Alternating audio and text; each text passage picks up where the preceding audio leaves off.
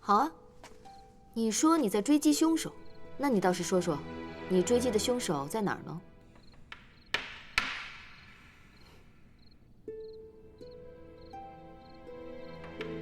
什么时候？你还装什么哑？快说啊！我正在追，却被你们给追到了，凶手自然有机可乘，逃走了。你这意思，还是我们阻碍你追击凶手了？不敢。凶手轻功不弱，对地形也非常熟悉，才一转眼的功夫便消失不见。即便不是你们拦我，想必我也追不上。景县尉，当时你也在现场，你怎么看呢？左大夫是贺王义子，以治病救人为己任，品性高洁，从不踏足烟花之地。无论是小玉还是傅曼青，都不可能有恩怨，完全没有杀人动机。所以我认为，左大夫没有撒谎，他的确是去查小玉的案子，正好碰见凶手在行凶。我们因小玉留给傅曼青的暗语是内有密信4字，所以猜测小玉留给傅曼青的胭脂中藏有说明真相的密信，所以赶去花月楼。但我们到时，胭脂已然洒落，又没有密信。我也检查过左大夫身上，并没有密信，可见真凶是在左大夫之前出现的，将傅曼青杀死，把密信带走。但他也有可能是逃出窗外之后，立刻藏起了密信，或者是撕碎扔掉。阿元，旁人我不清楚，但左妍希我清楚得很，肯定是误会。李大人，追查真凶一事，还请您继续上心，可千万别把左妍希抓过去顶包交差了呀。是，下官自然要查明真相啊！穆北燕，你是铁了心要包庇凶手啊？我不是要包庇他，是他不可能是凶手啊！铁证如山。所谓铁证，无非就是我们进去时，左大夫手持利笔，但是左大夫随身带着防身宝剑，为什么杀人的时候要换成匕首而不用宝剑？那也有可能是近身搏斗，短刃更方便一些。还有，被利笔所刺的部位，本该引起大量出血，但是傅曼青的出血量却并不多。这也印证了左大夫刚刚的叙述，他在拔匕首前，曾以医者手法点脉止血。左公子没有嫌疑，自然更好啊。咱先说王爷世子有嫌疑，再说王爷义子有嫌疑，这样王爷非把咱们这个小衙门给拆喽。大人，小玉是被人用右手所害，但贺王世子是左利手，平日惯用左手。根据其他线索，基本可以确定，贺王世子并非是小玉案的真凶。我就说我们阿元又聪明又能干吧，悄无声息的就给我洗刷了冤屈。我就说嘛，王爷家教森严，二位公子人品有口皆碑，怎么可能是凶手呢？来人呐，准备马车送左公子跟小王爷回府。怎么就送我回去了？我还没住够呢。可惜我不觉得有些人真的那么无辜。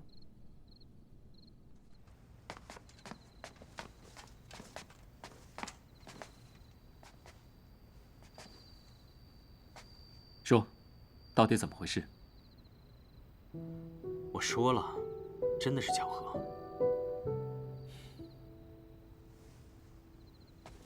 别人不知道，我可很清楚。左大人，你是飞廉卫的首领，手下高手众多，有什么事情不能让手下盯着，要自己奔去花月楼。这谎话，你也编得下去？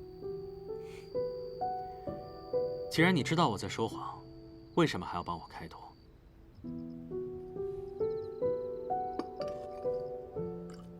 我知道你在撒谎，但我相信你不会杀了傅满清。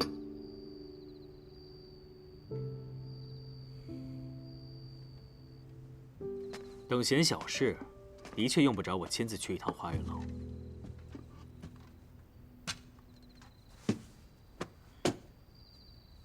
但是长公主和小玉等人都被摘去了小指，那我就不得不亲自去一趟了。什么意思？执行完任务，以小指向皇上复命，这是飞廉卫的惯例。你说什么？我怀疑有人知道飞廉卫的规矩，故意摘走长公主等人的小指，将注意力引到皇上那里。这些案子应该与刺杀你的人有关。若查到最后，接近真凶，再抖出飞廉卫的规矩，查案之人自然知道是皇上的人在下手，自然不敢再查下去。想要查出真凶，只怕任重而道远。即便是这样，你还要继续查下去吗？可你以前明明最烦插手这些事啊！既已卷入其中，难免身不由己。你不是身不由己，而是风眠晚一腔热血冲在最前面，他卷入其中，你放不开，这才跟着一起卷入这样的漩涡中吧。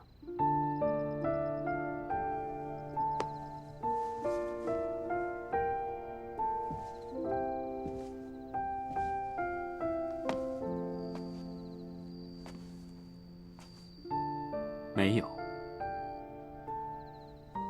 否认也没有用。即便你亲眼目睹了风眠晚怎样伤你害你，你都不愿意相信他是真的要伤你害你。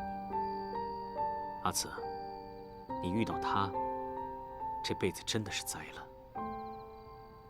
不会的，他不会一直是袁不快，总会回归袁清离的。然后嫁人生子，到那个时候，我自然可以放手。好，等她嫁人，倒也方便。我看这北燕对她倒是挺上心的，回头撺掇几句，只怕她能立刻奔回京城，让袁夫人安排他们成亲。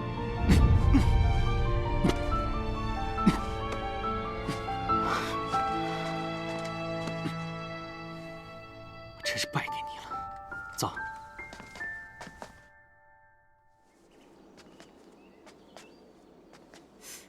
你是说昨天晚上左妍希在景之婉房间里很久？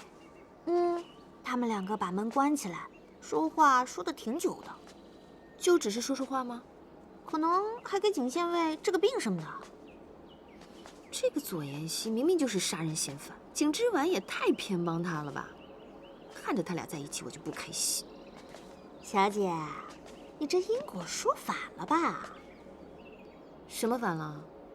你是看见人家两个人在一起，你才怀疑人家左妍希是杀人嫌疑犯的吧？死丫头，反了你了！帮谁说话呢？小姐人讲良心的，你看景宪卫虽然说平时对你来说嘴上是刻薄了一点，但是你看你遇到事情了，景宪卫还是挺身而出的。你想想，前天你去夏凉村的时候，那么远的路，人家景宪卫都赶过去了。哎，算了，衣服放这儿，我来洗吧。不是，小姐你要洗衣服啊？我突然想喝雉鸡汤了，要不你去买一只回来，整治干净了，给我炖汤喝呗。啊？怎么，你不会啊？会？怎么不会？不就是雉鸡汤吗？简单。那个，那我可以学呀。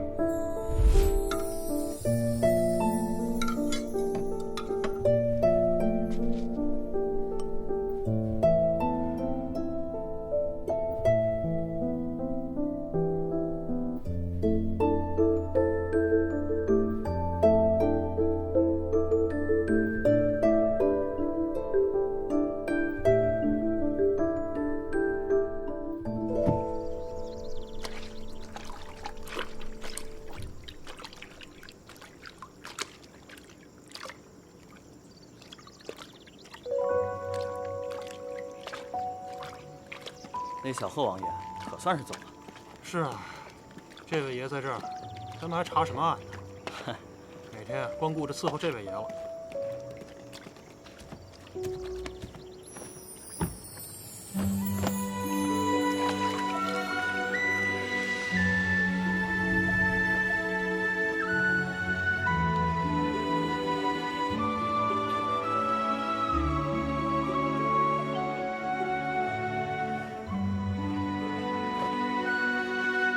你干什么啊？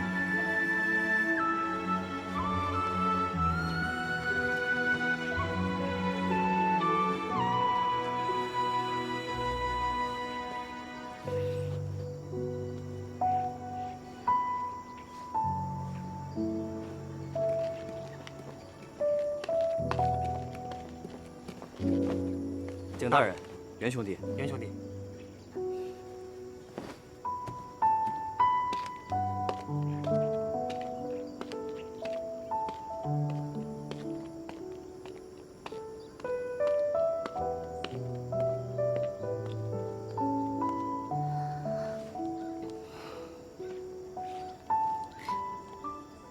莫名其妙。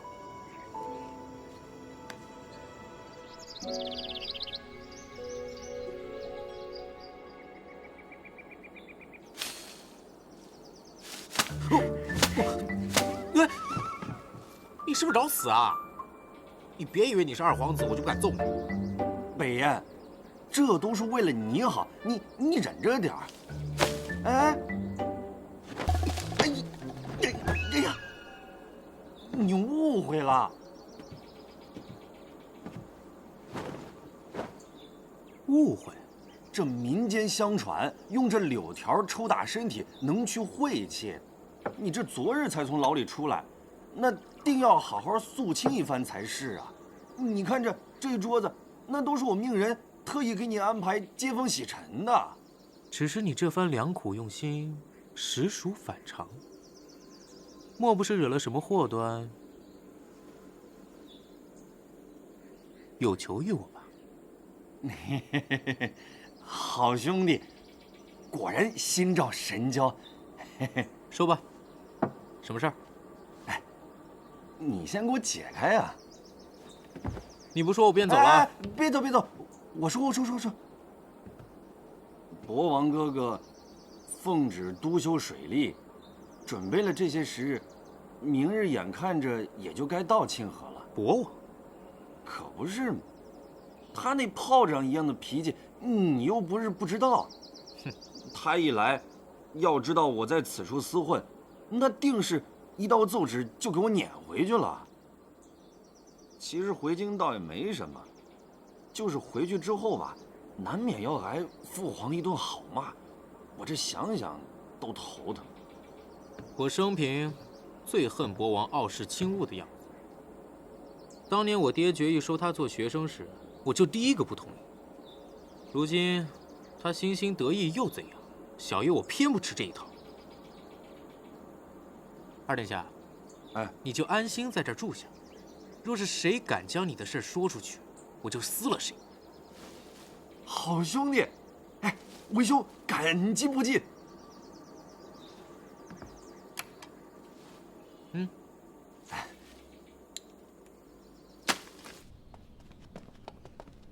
什么？小姐，我没听错吧？你说景县尉碰了你的脚？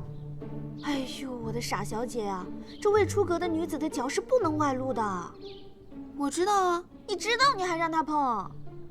哎呀，这景县尉平时看着一副正人君子的样子，没想到是这样的轻薄之徒。想多了吧？哎呀，我那么多的蓝颜知己，会计较这个？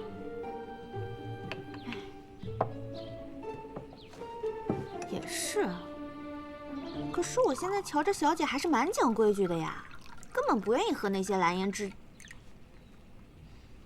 大毛毛虫们在一起。可是，景之婉又不是毛毛虫。哎，对了，小鹿啊，我之前有没有认识一个人叫景慈啊？景慈？没有，小姐认识的姓景的只有一个景县尉。奇怪了，我在梦中怎么会忽然叫出这个名字来？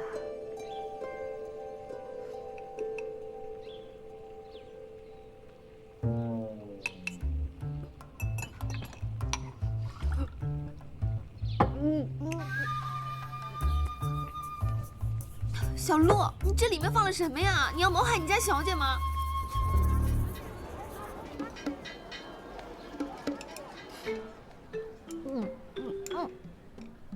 好好吃啊！小姐，这个好好吃啊！你多吃点。我是得多吃点，以你做饭的水平，我不多吃就饿死了。那汤做的也没有那么难喝吧？就是咸了点儿。然后我尝尝咸，我又往里面加了点糖，我觉得太重了这味儿，又加了点水。你说那个鸡肉它还没熟吧，萝卜都快炖没了，炖着炖着就真没了。然后我看着锅里一点油腥都没有，又加了一点油进去，就这样了。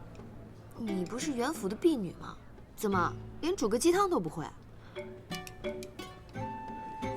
我是负责把厨房送出来的饭菜从食盒里搬到小姐的桌上的。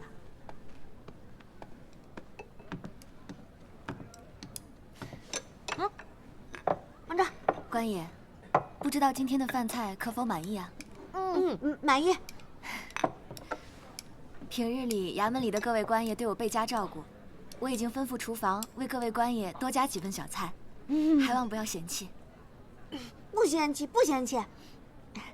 江姑娘做的饭菜可好吃了。我要是能有你一半手艺，我们家公子就不会嫌弃我了。我说的都是事实嘛。老板娘，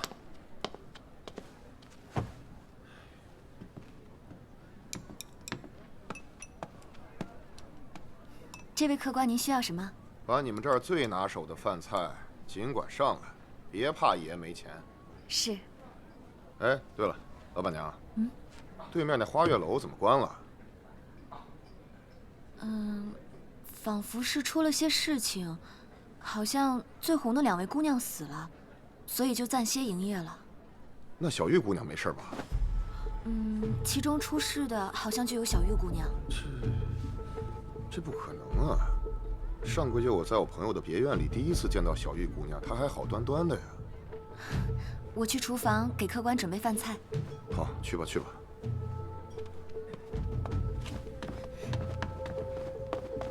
这位大哥，在下沁河县捕快袁沁河。哦，什么事儿？还想请教大哥，你上个月在哪里看到的小玉姑娘？不是在花月楼吗？是偶尔认识的一个经商的朋友，他和小玉是相好，有的时候呢，就会把她接到他在沁河的别院相会。你朋友不是沁河人？他好像是京城的吧，但我跟他也不是很熟。但是他这2个月好像常来沁河。哎，那你这位朋友还在沁河吗？在啊，不过他好像已经准备要回京了。我离开的时候，他正让人给他收拾行李呢。他住哪儿？韩秋坡。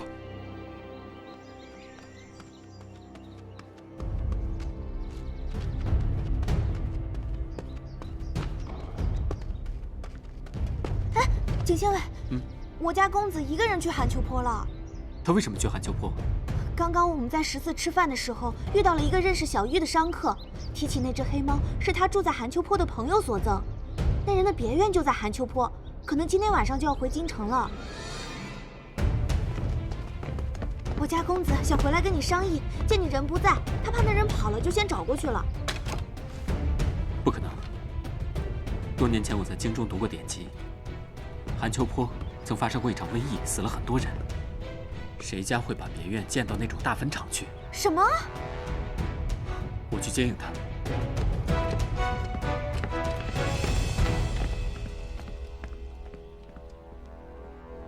你说阿慈去了韩秋坡？是，好像是袁捕快在14里打探到了什么消息，所以急忙赶过去了。14，就是我先前约阿慈见面的14。那家14的老板娘姓姜，有手好厨艺，常以药材提鲜入味，所以生意很好，3教9流什么客人都有。侯爷那次在14等公子时，就险些被下毒。姓姜，能以药入胃。侯爷近来身体不佳，正在服药调理，恐怕不宜劳累。所以我正准备前去接应，可博王也到了庆和。侯爷吩咐过我，要我多留意近期出现在庆和的权贵大臣。你继续留意博王，韩秋坡就不用去了，我亲自去看。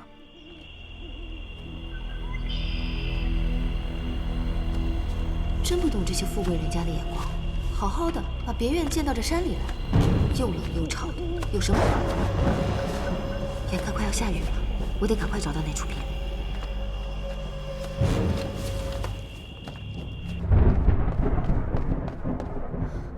小贺王爷，小贺王爷，哎呦，小贺王爷，小鹿，怎么了？你快去救我们公子吧！我们家公子遇到危险了。他怎么了？公子破案得了个线索，就赶去寒秋坡了。但我后来吧，跟景县尉说了，景县尉推测说一定有阴谋，很紧张就走了。我想了想，景县尉那么厉害，都能那么紧张，那一定有危险。我们家公子能应付得过来吗？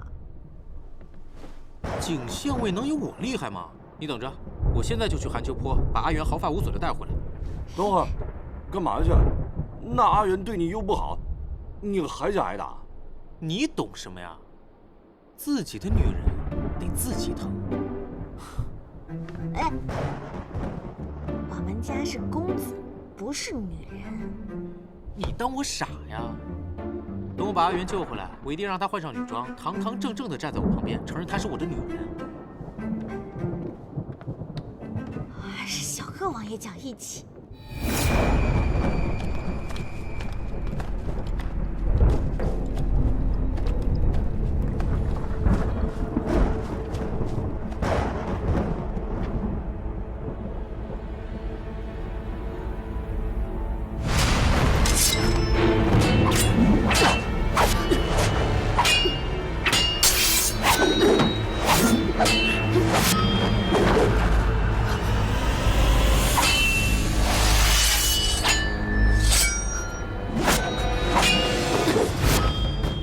你没事吧？我没事。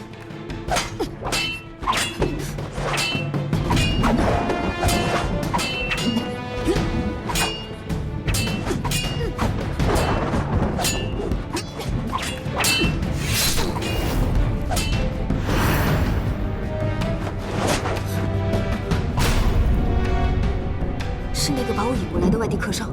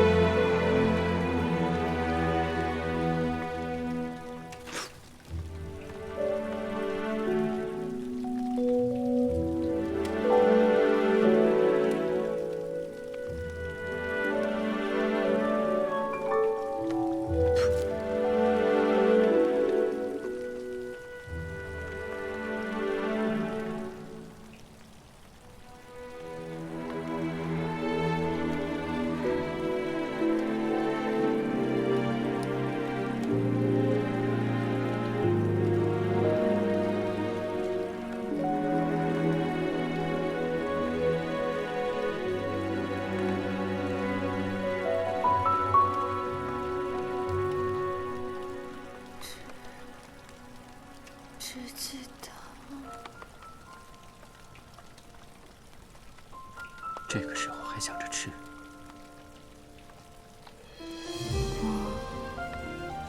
我会走。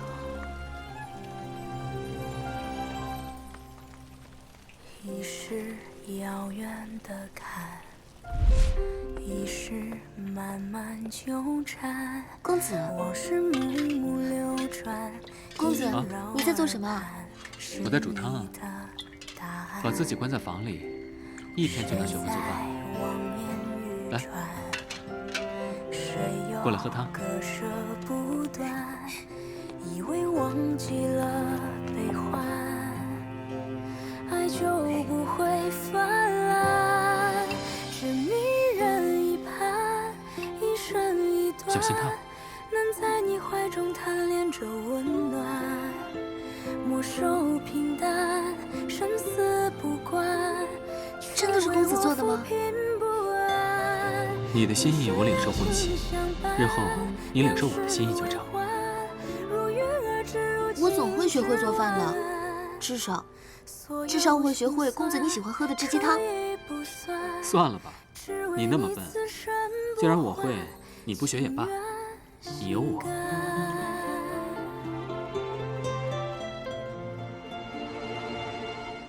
就够了。情爱让人为难，偏又刻骨不断。以为忘记了悲欢，爱就不会泛滥。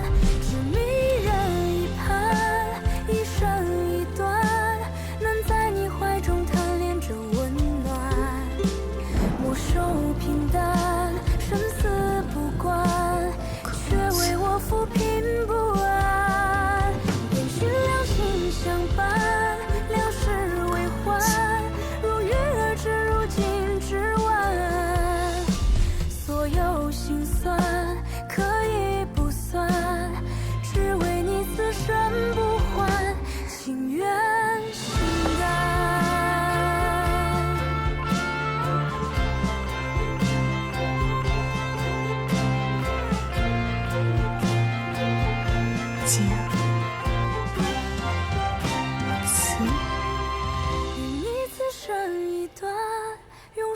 相缠，在转身后有你为我撑伞。历经千帆，生死不管。天底下没有人的名字比公子更好听。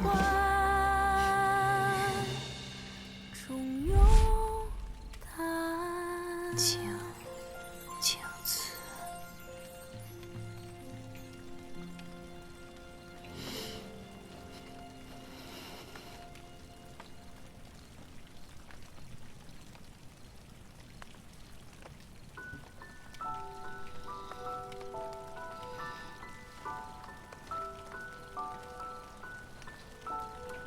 你在干什么？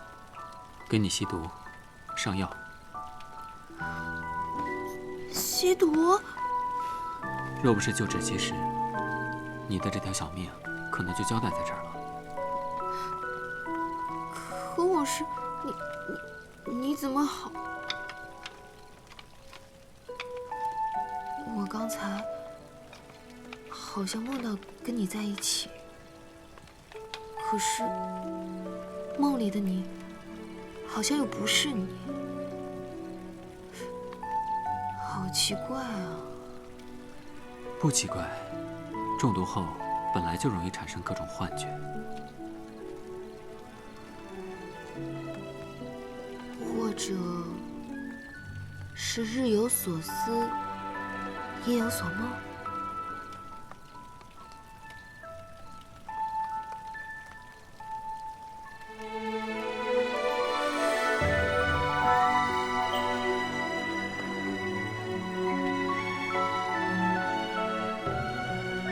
哎，小心你的手！你没事吧？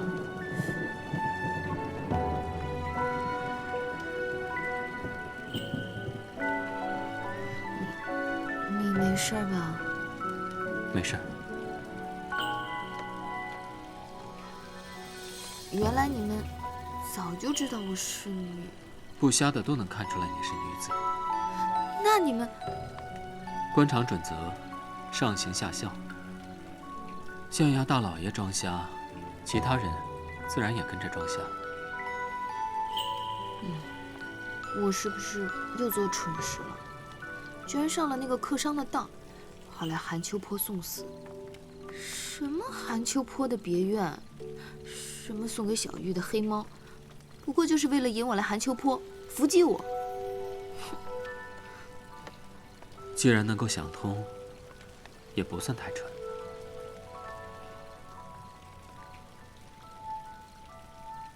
可是，他们为什么要杀我呢？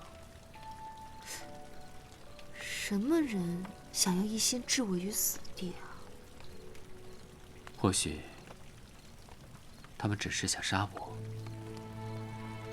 可是他们最初引来的只有我一个人呢。可能，我的敌人比你更了解我。啊？什么意思啊？没什么。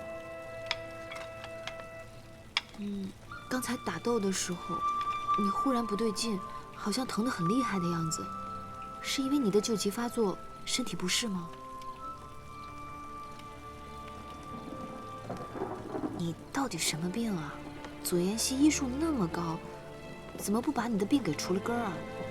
其实是胎里带来的弱疾。母亲生下我之后就去世了，家里人原本以为我活不了太久。但在药罐子里泡了几年后，身体也不比寻常人孱弱多少。就打了那么一小会儿，疼的就动不了了，还说不比寻常人孱弱多少啊？我一直注意调养，又习武强身，本来已无大碍。但后来遭人算计，挑断脚筋，弃于荒野喂狼。好不容易在好友的帮助下逃脱，但身体已经亏尽得太厉害，再也没法复原当初。你家世极好，武艺又如此高，什么人敢这样害你？自然是我不相信会害我的人。莫非这个恶人你认识？认识，自然认识。那便是你交友不慎，识人不明，自讨苦吃啊。也许吧，但有的人，我相信了，就会一辈子相信。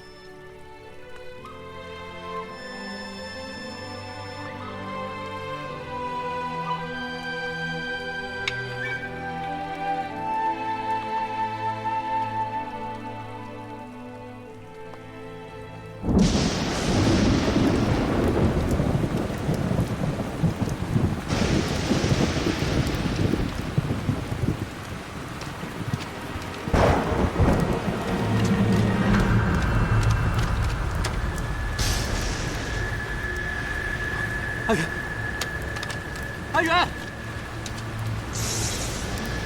阿远，阿远，阿远，阿远。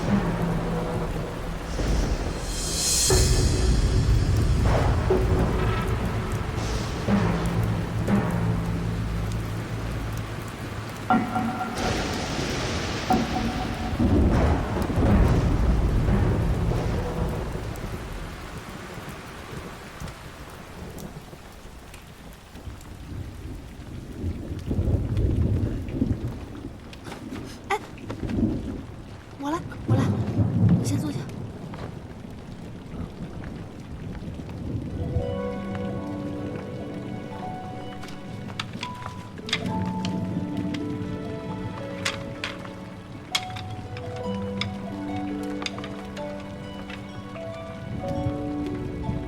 你脚很疼吗？习惯了。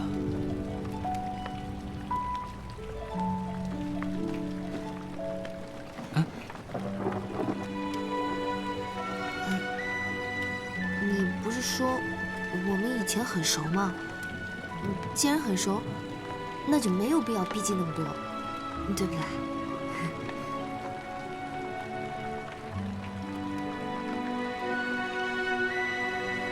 既然我们早就认识，应该早就跟他很亲近了，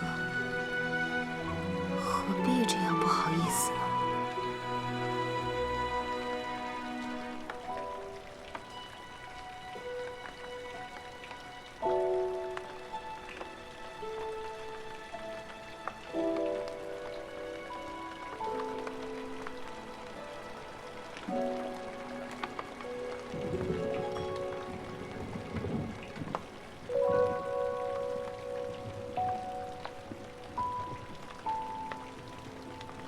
阿元，阿元，我在这儿呢。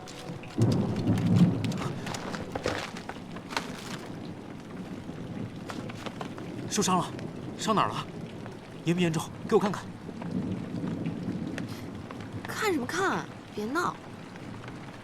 哦，我就说今天吃饭的时候怎么浑身不自在。哎，好端端的，你怎么会来啊？自然是你那个小丫头不放心，让我来找你。小鹿啊，也难为她了。不过也谢谢你能来，小贺王爷。我俩谁跟谁呀？犯得着说谢字？我们以前真的很熟吗？我已经不记得了。不记得就不记得了呗，我们可以重新开始。你仔细看看我，你看我是不是玉树临风、英武潇洒、风神俊朗、天下无双？有谁能和我小贺王爷比？哎，我哪句话说错了？没说错。小贺王爷，你的确是潘安在世，宋玉重生，难怪这倾慕者从南街排到了北街。来，我扶你坐下。